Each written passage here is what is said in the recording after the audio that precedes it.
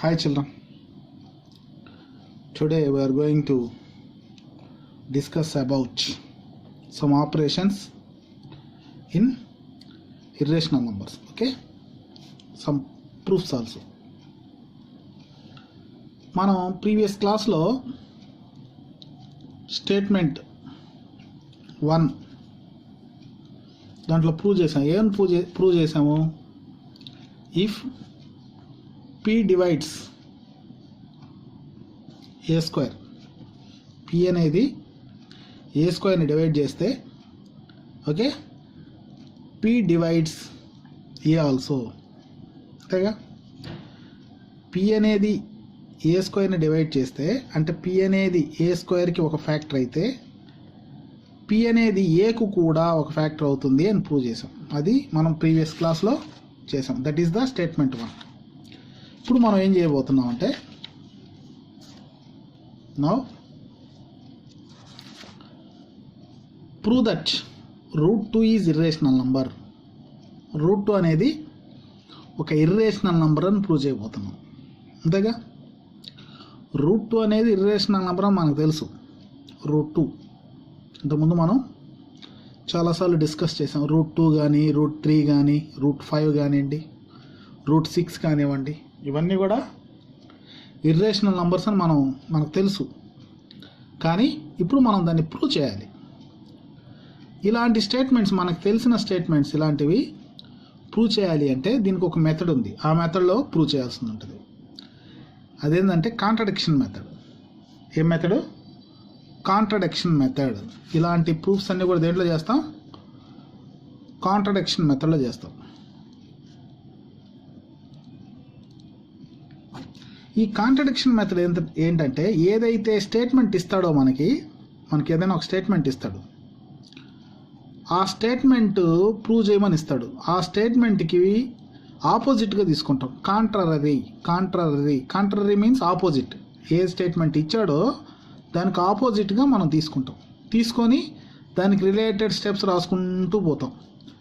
లాస్ట్లో problem leads to, ఈ problem ఏమవుద్దంటే లాస్ట్కి లీడ్స్ టు కాంట్రడిక్షన్కి దారితీసేది. కాంట్రడిక్షన్ అంటే ఫాల్స్ స్టేట్మెంట్ అనమాట. కాంట్రడిక్షన్ అంటే ఫాల్స్ స్టేట్మెంట్కి దారి తీస్తుంది. అలా తీసినప్పుడు ఏమంటాం? ఓహో, మనం ప్రూఫ్ చేస్తూ పోతూ ఉంటే కాంట్రడిక్షన్కి దారి తీసింది కాబట్టి ఎక్కడో తప్పు జరిగింది. ఎక్కడ తప్పు జరిగి ఉంటుంది? మనం ఫస్ట్ అనుకున్నాం కదా, ఏదైతే ప్రూవ్ చేయాలో దానికి ఆపోజిట్గా అనుకుంటాం కదా, అలా ఆపోజిట్ అనుకోవడం వల్లే జరిగింది. కాబట్టి మనం ఆపోజిట్గా అనుకున్న అజంప్షన్ రాంగు, వాళ్ళు ఇచ్చిన స్టేట్మెంట్ రైట్ అని చెప్పేసి మనం ప్రూవ్ చేస్తాం. అది కాంట్రడిక్షన్ మెథడ్. కాంట్రడిక్షన్ మెథడ్లో చేసేటప్పుడు ఏదైతే ప్రూవ్ చేయాలో దానికి ఆపోజిట్గా కాంట్రరీగా తీసుకుంటాము. కాంట్రరీగా తీసుకొని మనం సీక్వెన్స్ ఆఫ్ స్టెప్స్ రాసుకుంటూ పోతే the problem leads to contradiction. Problem కాంట్రడిక్షన్కి దారితీస్తుంది. అలా పోయినప్పుడు అది మనం ఏం చేస్తాం? ఓహో, అన్ని ఆపోజిట్గా వస్తున్నాయి, కాంట్రడిక్షన్గా పోయింది కాబట్టి ఎక్కడో తప్పు జరిగింది. స్టార్టింగ్లో మన అజంప్షన్ ఉంది కదా, అది తప్పు జరిగింది అని చెప్పేసి మనం ప్రూవ్ చేస్తాం. ఓకేనా? This is called contradiction method. ఇప్పుడు చూడండి, మనం ఏం ప్రూవ్ చేయాలి ఇక్కడ? √2 ఈజ్ ఇర్రేషనల్ అని ప్రూవ్ చేయాలి. √2 ఇర్రేషనల్ అని ప్రూవ్ చేయాలి, అంతేనా? We are going to prove this problem by contradiction method. దీన్ని ఏ మెథడ్లో చేస్తున్నాం? మనం కాంట్రడిక్షన్ మెథడ్లో చేస్తున్నాం. Let us assume the contrary to the given statement. Given statement ఏదైతే ఉందో దానికి కాంట్రరీ అంటే ఆపోజిట్గా అనుకుంటాం. అక్కడ ఏమని చూపించాలి? √2 ఈజ్ ఇర్రేషనల్ అని చూపించాలి. మనం ఏం తీసుకున్నాం? √2 ఈజ్ రేషనల్ అని తీసుకున్నాం. మన అజంప్షన్ ఏంది?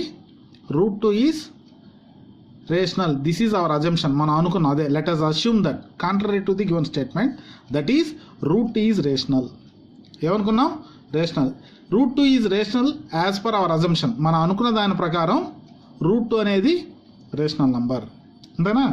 సరే, ఇప్పుడు రేషనల్ నంబర్ అనుకుంటే మనం రేషనల్ నెంబర్ అనుకోగానే ఏం చేస్తాం? రేషనల్ నెంబర్స్ P/Q ఫామ్లో రాయగలం కదా, అవునా? P/Q ఫామ్లో రాయగలం. వేర్ Q ≠ 0 ఆ ఫామ్లో రాయగలం. అందువల్ల నేనేం చేస్తున్నాను? రేషనల్ అని అనుకోగానే R/S అని తీసుకున్నాను. మన ఇష్టం ఏమైనా తీసుకోవచ్చు. ఇక్కడ నేనేం తీసుకున్నాను?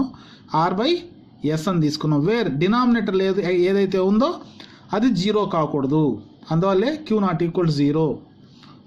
Are by q, r s అనేవి ఇంటీజర్స్, 2 ఇంటీజర్స్ తీసుకున్నాను, పీ బై క్యూ ఫామ్లో తీసుకున్నాను. Suppose r and s have a common factor other than 1, అంతేనా?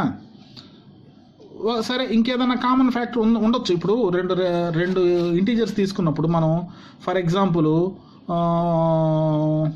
4/8 అని తీసుకున్నాం అనుకోండి, ఇది ఇంటీజరే, ఇక్కడ కొంత కామన్ పార్ట్ ఉందిగా, అవునా కదా? 4, 8 తీసుకున్నాము, ఇక్కడ కామన్ పార్ట్ ఉంది, దీన్ని మనం క్యాన్సిలేషన్ చేసుకోవాలా. 4 1s 4 2s అంటే 1/2 వచ్చింది. ఆ విధంగా కొంత ఏదైనా ఉండొచ్చు, అవునా? So suppose r s have a common factor other than 1 కాకుండా ఇంకేమైనా ఉందనుకుంటే దాన్ని డివైడ్ చేసుకోవాలి. Then we divide the common factor to get, అలా డివైడ్ చేసుకున్న తర్వాత మనకి A/B వచ్చాయి అనుకుందాం. R/Sని క్యాన్సిలేషన్ చేస్తే A/B వచ్చాయి. A, B are coprimes, ఇది చాలా ఇంపార్టెంట్. ఇప్పుడు క్యాన్సిల్ చేసినప్పుడు లీస్ట్గా మనకి ఏమొచ్చింది? 1, 2 వచ్చింది, కో ప్రైమ్స్. ఇప్పుడు 3/2 కో ప్రైమ్స్ అంటే 3, 2 అంటే ఈ రెండిటికి ఇంకేం కామన్ ఉండవు క్యాన్సిల్ చేయడానికి, ఒకటి తప్ప. ఏవైనా 2 నంబర్స్కి ఏ నంబర్స్ అయినా కావచ్చు. ఇప్పుడు 4/5 తీసుకున్నాము, వీటిని ఏమంటాము? 4ని 5ని 4, 5ని ఏమంటాం? కో ప్రైమ్స్ అంటాం. అంటే ఇవి ప్రైమ్ నంబర్స్ కావాల్సిన అవసరం లేదు. మరలా ఈ 2కి కామన్గా ఏమి లేకపోతే చాలు, కో ప్రైమ్స్ అయిపోతాయి. సార్ ఇక్కడ 4 అనేది ప్రైమ్ నెంబర్ కాదు కదా సార్ అని మీరు అడగచ్చు. 4 కానీ కింద ఉండే 5 కానీ ఏవైనా సరే ప్రైమ్ నెంబరు అవ్వాల్సిన రూల్ అయితే లేదు. ఏది? కో ప్రైమ్స్ కావడానికి. కో ప్రైమ్స్ కావడానికి అర్హత ఏంటంటే ఆ రెండింటికి కామన్గా ఏం ఉండకూడదు అంతే. ఇప్పుడు 4/5, 1/2, 3/2 ఈ 2 క్యాన్సిలింగ్ లీస్ట్ అనమాట. అలా ఉన్న వాటిని ఏమంటారు? కామన్గా ఒకటి తప్ప ఇంకే కామన్గా ఫ్యాక్టర్ లేకపోతే అలాంటి వాటిని కో ప్రైమ్స్ అంటారు. సో ఇప్పుడు మనం క్యాన్సిల్ చేసుకో. ఫస్ట్ R/S తీసుకున్నాము, ఒకవేళ ఏదైనా ఉంటే క్యాన్సిలేషన్ అయిపోతే then we divide the common factor to get common factor కానీ మనం డివైడ్ చేసేస్తే A/B వచ్చింది. √2 = A/2, A/B, where A, B are coprimes. Coprimes అనే పదం ఇంపార్టెంట్, అంటే ఇంక కామన్గా ఏం లేదు, ఏకి బీకి కామన్గా ఇంకేం లేదు. సో ఇక్కడ నేను B ఇక్కడ ఏం చేస్తుంది? డివిజన్ చేస్తుంది కదా, transfer to LHS it will do multiplication, అందుకే √2 P = A అని వచ్చింది. Squaring on both sides squaring చేశాను. అప్పుడు ఇక్కడ స్క్వేర్ చేశాను, ఇక్కడ స్క్వేర్ చేశాను, అవునా? అప్పుడు దీనికి హోల్ స్క్వేరు, దీనికి హోల్ స్క్వేర్. ఇక్కడ √2కి స్క్వేర్ చేస్తే 2 వస్తుంది, బీకి స్క్వేర్ చేస్తే B² వస్తుంది, ఏకి స్క్వేర్ చేస్తే A². అంటే మనకి ఇక్కడ ఏమొచ్చింది? 2B² = A² వచ్చింది. ఇది ఈక్వేషన్ 1 అనుకున్నాం. అయితే ఇక్కడ మనం ఒకటి గమనించాలి, మధ్యలో ఈక్వల్ టు ఉందిగా, అంటే అర్థం ఏంటి? LHS, RHS 2 ఈక్వల్ అనేగా అర్థం, అంతేనా? హియర్ LHS ఇక్కడ మనం గమనిస్తే హియర్ LHS డివిజిబుల్ బై 2, అంతే కదా? LHS 2తో డివిజిబుల్ అవుతుంది. అప్పుడు RHS ఆల్సో డివిజిబుల్ బై 2, అప్పుడు RHS కూడా ఏం కావాలి? 2తో డివిజిబుల్ కావాలి, అంతే కదా? LHS = అనేది ఈ 2 ఈక్వల్ అని చూపించినప్పుడు LHSలో ఏ రూల్స్ ఒబే అవుతాయో RHSలో కూడా ఆ రూల్స్ అన్నీ ఒబే కావాలి. LHSలో 2తో డివిజిబుల్ అవుతుంది, LHSకి 2 అనేది ఒక ఫ్యాక్టర్ ఉందని మనకు అర్థమైంది. సో RHS కూడా అదే రూల్ ఉంటుంది, RHSలో కూడా 2 అనే ఫ్యాక్టర్ ఉంటుంది. అంటే LHS 2తో డివిజిబుల్ అయితే RHS కూడా 2తో డివిజిబుల్ కావాలి. కాబట్టి 2 డివైడ్స్ A². ఏమంటారు? ఇప్పుడు ఈ A²ని 2 డివైడ్ చేస్తుంది, నాకు అర్థమైంది ఈ ఈక్వేషన్ 1 నుంచి, అవునా? సో 2 డివైడ్స్ A² అయినప్పుడు మీకు ఇందాక నేను స్టార్టింగ్లో స్టేట్మెంట్ 1 అని చెప్పా, ప్రూవ్ చేస్తున్నాం. P అనేది A²ని డివైడ్ చేస్తే P అనేది Aను కూడా డివైడ్ చేస్తుంది, అదే కదా స్టేట్మెంట్ 1 మనం ప్రీవియస్ క్లాస్లో ప్రూవ్ చేసింది. P అనేది A²ని డివైడ్ చేస్తే P అనేది Aను కూడా డివైడ్ చేస్తుంది, అది స్టేట్మెంట్ 1. ఆ స్టేట్మెంట్ 1 ప్రకారం 2 అనేది A²ని డివైడ్ చేస్తే 2 అనేది A²ని డివైడ్ చేస్తే it is also divides A, అది Aను కూడా డివైడ్ చేస్తుంది, అంటే 2 అనేది Aను కూడా డివైడ్ చేస్తుంది, ఓకేనా? సో ఇప్పుడు మనం దీన్ని ఏమనుకుంటున్నాం? మనం ఈక్వేషన్ 2 అనుకుంటున్నాం. ఇప్పుడు మనకు అర్థమైంది ఏంది? 2 అనేది A²ని డివైడ్ చేస్తే 2 అనేది Aను కూడా డివైడ్ చేస్తుంది, అంతేనా? ఏం డివైడ్ చేస్తుంది కదా, ఏకి ఫ్యాక్టర్ కదా, అవునా? 2 అంటే అప్పుడు A = 2 × సంథింగ్ ఉంటుంది, ఆ సంథింగ్ని C అనుకున్నాను. అంటే 2తో డివిజిబుల్ కావాలి కాబట్టి ఏ ఈజ్ ఈక్వల్ టు ఏ అనేది 2తో డివిజిబుల్ అవుతుంది కాబట్టి 2 పక్కన పెట్టి పక్కన సంథింగ్ ఉంటుంది. ఇప్పుడు 6 ఉంది, 2తో డివిజిబుల్ అవుతుంది, 2 × 3 రాసుకోవచ్చుగా. ఆ విధంగా నేను 2 రాసుకొని పక్కన ఆ సంథింగ్ని సి అని రాసుకున్నాను అంతే. అప్పుడు ఏ ఈజ్ ఈక్వల్ టు ఏమవుతుంది నాకు 2c అనుకున్నాను, అంతేనా.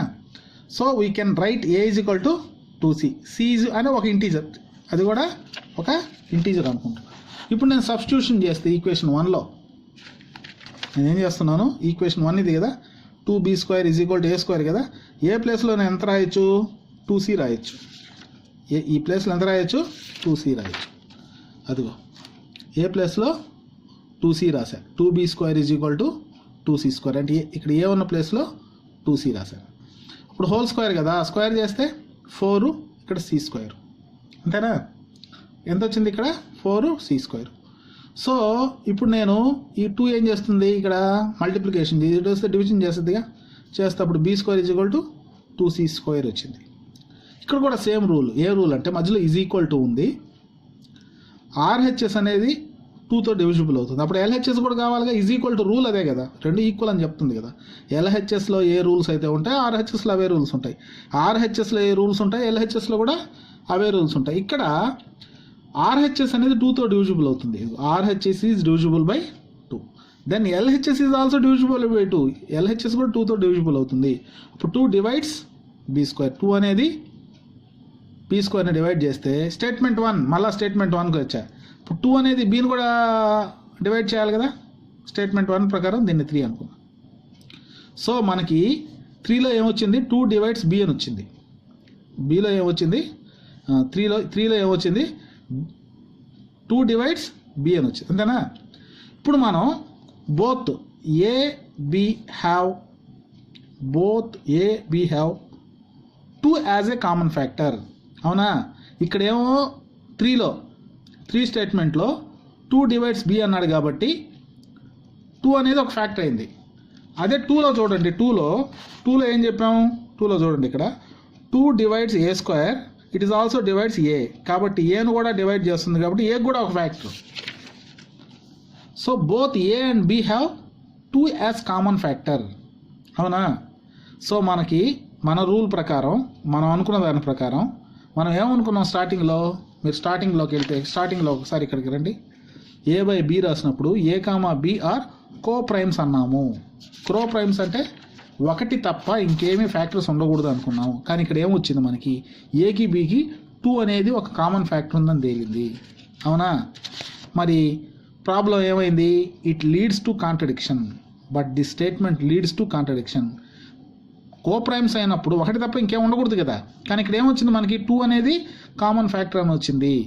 కాబట్టి మన ప్రాబ్లం ఏమైంది, కాంట్రడిక్షన్కి లీడ్ తీసింది. అంటే ఎక్కడో బిగినింగ్లో ఎక్కడో మనకి రాంగ్ జరిగింది. ఎక్కడ రాంగ్ జరిగిందంటే hour assumption 2 is irrational is false. మనం అజంప్షన్ అనుకున్నాం కదా 2 ఈజ్ ఇర్రేషనల్ అనేది, అది ఫాల్స్. మరి ఏది రైటు, సో ఈ కంక్లూడ్ దట్ √2 ఈజ్ ఇర్రేషనల్. వాడు ఇచ్చిన స్టేట్మెంట్ రైటు. ఈ విధంగా మనం కాంట్రడిక్షన్ మెథడ్లో ప్రాబ్లమ్ని సాల్వ్ చేస్తాం. Okay, one more example. Show that 5 - √3 is irrational. మనం ఏమని చూపించాలి, 5 - √3 ఈజ్ ఇర్రేషనల్ అని చూపించాలి. ఇందులో ఒక నెంబర్ ఏమో రేషనల్ నెంబర్ ఉంది, ఇంకో నెంబర్ ఏమో irrational. The combination of rational irrational, అవునా. తో మనకి ఒక నెంబర్ ఇచ్చాడు, ఇది ఇర్రేషనల్ నెంబర్ అని చూపించాలి, అంతేగా. ఇది కూడా అదే మెథడ్. ఏ method, contradiction method. Same we have to prove this problem by contradiction method. Let us assume to the contrary to the given statement. Given స్టేట్మెంట్కి కాంట్రరీగా తీసుకుంటాం. That is 5 - √3 is rational. ఇంతకుముందు కూడా అంతేగా అనుకుంది మనం. That is we can find coprime a, b. Okay, b ≠ 0. ఇక్కడ మనం 2 నంబర్స్ కో ప్రైమ్స్ తీసుకుంటున్నాం, అంతేనా. This is we can find coprime a and b. b ≠ 0, 0 కాకుండా ఉండేటట్టు a, b 2 కో ప్రైమ్స్ తీసుకున్నాం. Such that 5 - √3 is equal to a by b. ఓకేనా. ఇక్కడ నేనేం చేస్తున్నానంటే 5 మైనస్ రూట్ 3 a/b తీసుకున్న తర్వాత ఈ రూట్ ఉన్న ఏదైతే దేనికైతే రూట్ ఉందో దాన్ని RHSకి తీసుకెళ్ళి ఈ రూట్ లేని పార్ట్ని LHSకి తీసుకొచ్చా. మైనస్ రూట్ 3 కాస్త ఇటు వెళ్తే ప్లస్ రూట్ 3 అయింది. a/b కాస్త ప్లస్ ఇటు వస్తే మైనస్ అయింది, అంతేనా? సో ఇక్కడ డినామినేటర్ లేకపోతే 1 ఉన్నట్టు ఎల్సిఎం చేశా. మీకు తెలుసుగా ఎల్సిఎం డినామినేటర్స్ రెండు మల్టిప్లై చేసుకొని, ఎందుకంటే కో ప్రైమ్స్గా ఉన్నప్పుడు వేసుకోవచ్చు. ఫస్ట్ డయాగ్నల్ మల్టిప్లై చేస్తే 5b, సెకండ్ డయాగ్నల్ మల్టిప్లై చేస్తే a is equal to root 3. అంటే 5b minus a by b is equal to root 3. Since a, b are integers, a, b అనేవి integers అని మనకు తెలుసు. LHS is rational. LHS చూడండి, ఇదే కదా LHS రేషనల్. ఎందుకు రేషనల్ అంటున్నానంటే a అనేది రేషనల్ నంబరా, b అనేది రేషనల్ నంబరా, b అనేది రేషనల్ నంబరా, 5 అనేది రేషనల్, ఎన్ని టోటల్ రేషనల్ నంబర్స్ ఉన్నాయి కాబట్టి ఇక్కడ రేషనల్ నంబర్ వస్తుంది. LHSలో రేషనల్ నంబర్ ఉన్నప్పుడు RHSలో కూడా ఏముండాలి? రేషనల్ నంబరే ఉండాలి, అవునా? అంటే రూట్ 3 అనేది రేషనల్ నంబర్ అని మనకి ఇక్కడ ఈజ్ ఈక్వల్ టు తెలియజేస్తుంది. కానీ నిజంగా రూట్ 3 అనేది రేషనల్ నంబరా? కాదు కదా, ఏ నంబరు? Irrational number. సో ఇది కాంట్రడిక్షన్ అయింది, అదే రాశాను ఇక్కడ. a, b are integers, LHS is rational number. ఎందుకని a, b, a, 5 మొత్తం రేషనల్ నంబర్స్ అయ్యి. Then RHS is also rational. RHS కూడా రేషనల్ కావాలి. But this contradicts the fact. ఇది కాంట్రడిక్ట్ అయింది. ఎందుకని? That root 3 is irrational. Root 3 అనేది ఏమవుతుంది? ఇర్రేషనల్ అవుతుంది. This contradiction has arisen because of our incorrect assumption. మనం ఇన్కరెక్ట్గా అజంప్షన్ అనుకున్నాం. ఏమని? 5 మైనస్ రూట్ 3 అనేది రేషనల్ అని అనుకున్నాం కాబట్టి మనకు తప్పు వచ్చింది. కాబట్టి రైట్ ఏది? So we conclude that 5 minus root 3 is rational. కాబట్టి 5 మైనస్ రూట్ 3 అనేది రేషనల్. ఓకే, ఇది ఇంకొక example. Okay, one more example. Prove that root 2 plus root 3 is irrational. ఇందాక ఒక రేషనల్ నంబరు ఒక ఇర్రేషనల్ నంబర్ కాంబినేషన్ ఇచ్చాడు ఇక్కడ ఇందాక ప్రాబ్లంలో. ఇప్పుడేమి ఇచ్చాడు? రూట్ 2 ప్లస్ రూట్ 3 అంటే రెండు ఇర్రేషనల్ నంబర్స్ యాడ్ చేసినప్పుడు కూడా ఇర్రేషనల్ నంబర్ అవుతుంది అని చూపించాలి. ఇది కూడా సేమ్ మెథడ్, కాంట్రడిక్షన్ మెథడ్లోనే చేయాలి. We have to prove this problem by contradiction method. Let us assume that contrary to the given statement, that is root 2 plus root 3 is rational. మనకి ఏమని ఇచ్చాడు? ఆయన ఇర్రేషనల్ అని ఇచ్చాడు. మనం ఏమని తీసుకున్నాం? రేషనల్ అని తీసుకున్నాం. రేషనల్ అంటే ఎలా ఉండాలి? a, b అనే రెండు ఇంటీజర్స్ అయి ఉండాలి. తర్వాత కో ప్రైమ్స్ అయి ఉండాలి. Root 2 plus root 3 is equal to a/b, అవునా? ఇక్కడ నేనేం చేస్తున్నా అంటే ఇక్కడ రెండు రూట్లే ఉన్నాయి, అందువల్ల ఒకదాన్ని ఇటువైపు తెచ్చుకున్నాను. అప్పుడు a/b minus root 3 squaring on both side చేశాను. ఇప్పుడు దీన్ని స్క్వేరింగ్ ఆన్ బోత్ సైడ్, దీన్ని చేయాలి, దీనికి హోల్ స్క్వేర్ పెట్టాను, దీనికి హోల్ స్క్వేర్ పెట్టాను. ఇప్పుడు దీన్ని స్క్వేర్ చేస్తే స్క్వేర్కి స్క్వేర్ రూట్ క్యాన్సిల్ అయితే 2 వచ్చేసింది.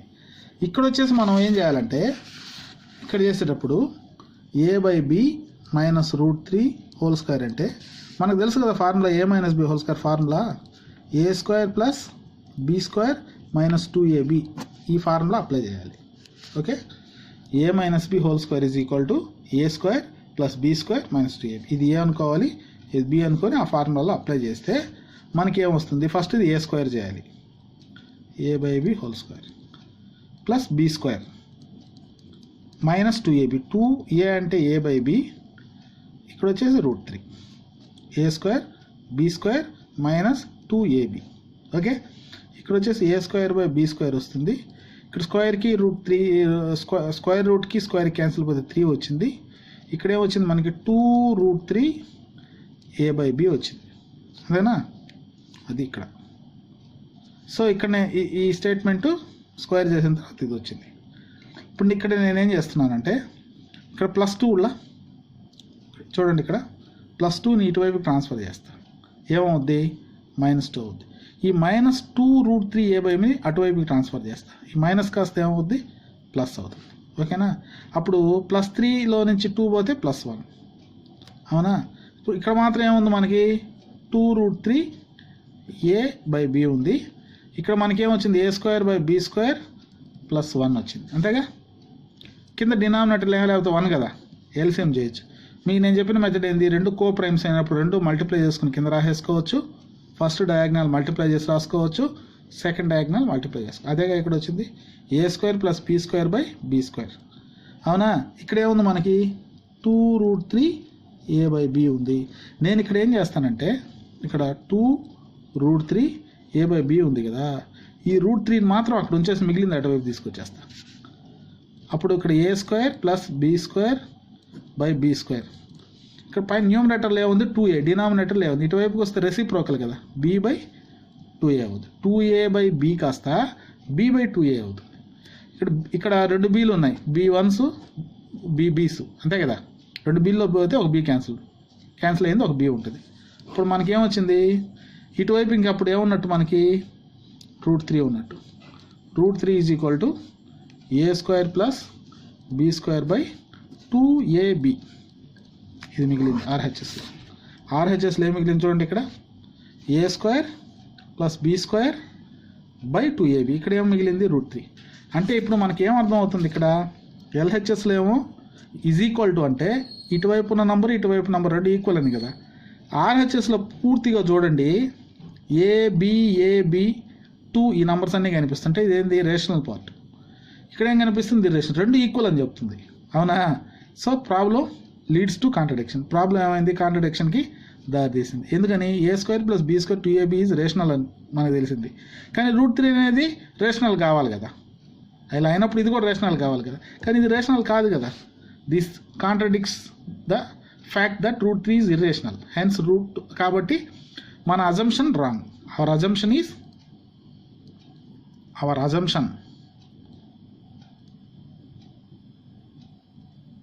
మేడ్ ఈజ్ రాంగ్ కదా. మన అజంప్షన్ రాంగ్ అయితే రైట్ ఏది, √2 + √3 ఈజ్ ఇర్రేషనల్, రైట్. ఈ విధంగా ప్రూవ్ చేయాల్సి ఉంటుంది. ఓకే ఇక్కడ కొన్ని గుర్తుపెట్టుకోవాల్సిన అంశాలు కూడా మీకు తెలియజేస్తాను. The sum of 2 irrational numbers need not be irrational. 2 irrational నంబర్స్ని యాడ్ చేసినప్పుడు ఇర్రేషనల్ నంబరే కావాలని రూల్ లేదు, అవునా. అవ్వచ్చు, అవ్వకపోవచ్చు. ఫర్ ఎగ్జాంపుల్ √2 ఒక ఇర్రేషనల్ నంబరు, -√2 ఒక ఇర్రేషనల్ నంబరు. ఈ రెండింటిని సమ్ చేశాను, అవునా. అప్పుడు ఏమవుతుంది మీకు, √2 - √2 = 0. 0 అనేది ఏంది, ఇర్రేషనల్ నంబర్ కాదు కదా, రేషనల్ నంబర్ కదా, అవునా. ఇది ఏమవుతుంది, రేషనల్ నంబర్ అవుతుంది. అంటే కావాల్సిన అవసరం లేదు, అవ్వచ్చు, అవ్వకపోవచ్చు. ఇంకో సందర్భంలో √2 + √3 ఉంది, ఇది మాత్రం ఇర్రేషనలే, అవునా. అందుకే నేను ఏమన్నాను, కావాల్సిన అవసరం లేదన్నా. The sum of the 2 irrational numbers need not be irrational. ఇర్రేషనలే కావాల్సిన అవసరం లేదు, రేషనల్ కూడా కావచ్చు అప్పుడప్పుడు. The product of 2 irrational numbers need not be irrational. ఇది కూడా అంతే. 2 ఇర్రేషనల్ నంబర్స్ తీసుకున్నాం, √2 ఒక ఇర్రేషనల్ నంబరు, ఇంకొకటి √8 ఒక ఇర్రేషనల్, 2 ఇర్రేషనల్ నంబర్స్. మల్టిప్లై చేసాం, √2 × √8 = √16 = 4. 4 అనేది ఏమొచ్చింది మనకి, రేషనల్ నంబర్, అవునా. ఒకవేళ అలా కాకుండా √2 × √6 తీసుకున్నావు, అప్పుడు నీకు రాదు. ఎంత వచ్చింది, 12 వచ్చింది, అవునా. 12 అంటే నీకు రాదుగా. 4 × 3, 4 అంటే √4 √3 అంటే అప్పుడు మీకు ఎంత వస్తుంది, 2√3 వస్తుంది. 2√3 అనేది ఏంది, ఇర్రేషనల్ నెంబరే కదా. అంటే ఇక్కడేమో ఇర్రేషనల్ నెంబర్ వచ్చింది, ఇక్కడేమో రేషనల్. అంటే కావాల్సిన అవసరం లేదు, కంపల్సరీ లేదు. ఒక్కోసారి కావచ్చు, ఒక్కోసారి ఇక్కడేమో కాలేదు, ఇక్కడేమో అయ్యింది. అదే ఇక్కడ చెప్పేది, the product of 2 irrational numbers need not be irrational number. ఇంకొకటి, the sum of or difference of rational number irrational number. ఒక రేషనల్ నంబరు ఒక ఇర్రేషనల్ నంబర్ని మనం సమ్ చేసిన డిఫరెన్స్ చేసిన ఇర్రేషనల్. మనం ఇందాక కొన్ని ప్రాబ్లమ్స్ చేసాం ఇక్కడ, అవునా. 5 - √3 ఒకటి, √2 + √5 ఏమయ్యాయి, ఇర్రేషనల్ నంబర్స్ అయ్యాయి. ఇదేమో రేషనల్ నంబరు, ఇదేమో ఇర్రేషనల్ నంబర్. మైనస్ చేస్తే ఏమొచ్చింది మనకి, ఇర్రేషనల్ నంబరే వస్తుంది. ప్లస్ చేసినా కూడా ఇర్రేషనల్ నంబరే వస్తుంది. అది ఈ స్టేట్మెంట్. డివైడ్ చేసినా కూడా అదే వస్తుంది. The sum or difference of rational irrational number is irrational number. The product or quotient of a non zero rational and irrational number is irrational number. Product చేసినా కూడా అదే వస్తుంది. సో ఈ పాయింట్స్ కొన్ని మీరు మైండ్లో పెట్టుకోవాలి, ఓకేనా.